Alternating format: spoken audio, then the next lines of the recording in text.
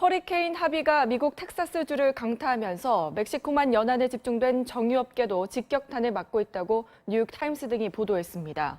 하비가 상륙한 멕시코만 연안은 미국 전체 원유 생산의 4분의 1을 차지하며 이번 피해로 정제시설의 85%가 생산에 타격을 입은 것으로 미 당국은 추산하고 있습니다. 지난 2005년 허리케인 카트리나 당시에도 멕시코만 주변의 정유 설비들이 일제히 폐쇄되면서 국제 유가가 5% 안팎 상승한 바 있습니다. 밤사이 세계입니다. 초강력 허리케인 하비가 미국 텍사스주에 상륙한 뒤 피해가 속속 확인되고 있습니다. 특히 660만 명이 거주하는 도시 휴스턴이 직격탄을 맞았습니다.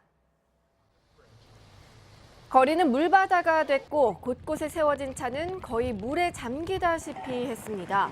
건장한 성인 허리춤까지 오는 물을 헤치고 주민들은 대피 행렬에 나섭니다. 13년 만에 가장 강력한 허리케인 하비가 미국 본토를 강타하면서 지금까지 2명이 숨지고 20여 명이 다친 것으로 당국은 발표했는데요. 지난 주말 미 휴스턴에서만 2천여 건의 구조 요청이 빗발쳤지만 일부 지역엔 구조대원들의 접근이 어려워 정확한 피해 상황은 여전히 알 수 없는 상태입니다.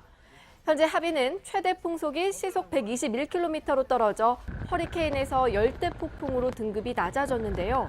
세력이 약화되긴 했지만 홍수와 해일 피해가 우려돼 당국은 주민들에게 주의를 당부했습니다. 교차로에서 차량 2대가 부딪히는 순간 한 차에서 어린이 2명이 바닥으로 떨어집니다. 지난주 중국 충칭에서 일어난 사고인데요. 충돌 당시 충격으로 한 차량의 뒷부분 문이 열렸고 탑승하고 있던 어린이 둘이 도로 위로 추락한 겁니다. 찰과상만 입었을 뿐 큰 부상은 아니었는데요. 하마터면 2차 사고로 이어질 뻔한 아이들 때문에 부모들은 놀란 가슴을 쓸어내려야 했습니다. 나무가 갑자기 쓰러지면서 도로를 지나던 사람을 덮치는 아찔한 상황이 포착됩니다. 태풍이 몰아친 중국 광둥성에서 10m 길이의 나무 한 그루가 넘어지면서 일어난 사고인데요. 당시 나무에 깔린 남성은 곧바로 병원으로 이송됐고 다행히 생명엔 지장이 없는 것으로 전해졌습니다. 이처럼 중국은 최근 초강력 태풍 하토 때문에 곳곳에서 피해가 잇따랐는데요. 또다시 남부 지역에 태풍 파카가 상륙하는 바람에 중국 당국은 비상경계령을 내리고 재해 방지에 돌입했습니다. 오스트리아 알프스에서 등산객 5명이 목숨을 잃었습니다. 오스트리아 인스부르크 동쪽에 있는 알프스 가블레르 산에서 등산객 6명이 서로 밧줄로 연결한 채 산을 오르던 도중 해발 2,000m에서 추락한 건데요.